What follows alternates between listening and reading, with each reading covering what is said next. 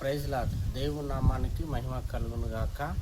ఈరోజు వాగ్దానము కీర్తన 102 ఉత్సాహ గానము చేయుచు ఆయన సన్నిధికి రండి అని భక్తుడు దావీదు సెలవిస్తూ ఉంటుండగా, దేవుని సన్నిధికి వెళ్ళవలసిన ఒక విధానము, దేవుని సన్నిధికి ఎలా వెళ్ళాలి అని అంటే భక్తుడు దావీదు సెలవిస్తున్నాడు. ఉత్సాహ గానము చేయుచు అంటే సంతోషముతో, ఆనందముతో, చెప్పనా శక్యం కానటువంటి సంతోషకరమైన హృదయంతో మనము ఆయన సన్నిధికి మనము వెళ్ళి కనబడితే, ఆయన సన్నిధిలో ఉన్నటువంటి గొప్ప శక్తిని, ఆయన సన్నిధిలో ఉన్నటువంటి గొప్ప మహిమను, ఆయన సన్నిధిలో నుంచి వచ్చుతున్నటువంటి అనేకమైన కార్యాలను దేవుడు మన జీవితంలో కలిగిస్తాడు అని చెప్పేసి ఒక విషయాన్ని ఇక్కడ దావీదు మనకు సెలవిస్తున్నాడు. కాబట్టి దేవుని సన్నిధిలో మనం సంతోషంతో ఆయనను గణపరుద్దాం, ఆనందంతో ఆయనను మయపరుద్దాం, ఉత్సాహ గానము చేయిస్తూ ఆయన మనం స్తుతిస్తాం.